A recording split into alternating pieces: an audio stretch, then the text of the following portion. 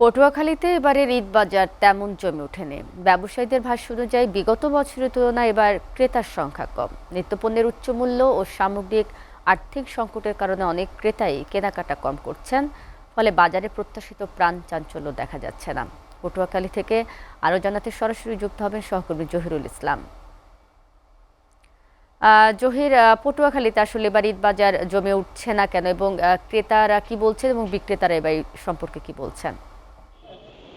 শারমিন, পটুয়াখালীতে কিন্তু এখন পর্যন্ত তেমন ঈদের বাজার জমে ওঠেনি। গত কয়েকদিন ধরে আমরা দেখতে পাচ্ছিলাম যে পটুয়াখালীর বিভিন্ন বাজারগুলো রয়েছে, যেমন পটুয়াখালী সদর রোড নিউ মার্কেট, সেখানে কিন্তু পূর্বের যে তুলনায় পূর্বের ঈদগুলোতে এই সময় যে পরিমাণ ভিড় থাকতো বা যে পরিমাণ ক্রেতার উপস্থিতি থাকতো তা একদম কমই রয়েছে। এখানকার যারা ব্যবসায়ী রয়েছেন তারা বলেছেন।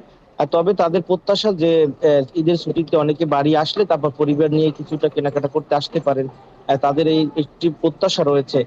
আমরা এবার দোকানদারদের সাথে, যারা বিক্রেতা রয়েছেন তাদের সাথে কথা বলেছি। তাদের একটি পর্যবেক্ষণ রয়েছে যে বিগত দিনে অনেকেই ৩-৪টি পোশাক কিনতো, এবছর কিন্তু একটি পোশাক কিনে অনেকে দায়সার হচ্ছেন। কেউ আবার পোশাক না কিনে জুতো কিনছেন বা অন্যান্য অনুষঙ্গগুলো কিনছেন। তার মধ্য দিয়ে তাদের অনেকেই সীমাবদ্ধ থাকছেন, যার কারণে কিন্তু দোকানে ক্রেতার উপস্থিতি অনেকই কম। বিশেষ করে পণ্যের যে দাম, সেই দাম কিন্তু একটু বেশি থাকার কারণে, বিশেষ করে জামা কাপড়ের দাম অনেক বেশি থাকার কারণে কিন্তু পটুয়াখালীর যারা খেটে খাওয়া মানুষ আছেন তাদের একটি অংশ একদম কেনাকাটার ধারে কাছেও আসছেন না।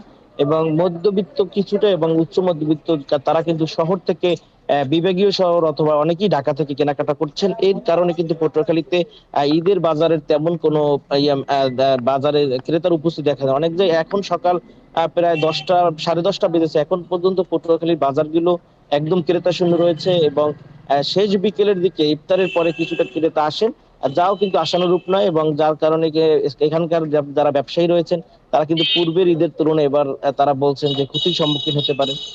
যার কারণে ঈদের বাজার কিন্তু পটুয়াখালীতে ওরকমের জমজমাট হয়নি। তবে পটুয়াখালীর বাজারগুলোতে যে পুলিশি টহল বা অন্যান্য আইন শৃঙ্খলা নিরাপত্তা, সেটি জোরদার করা হয়েছে।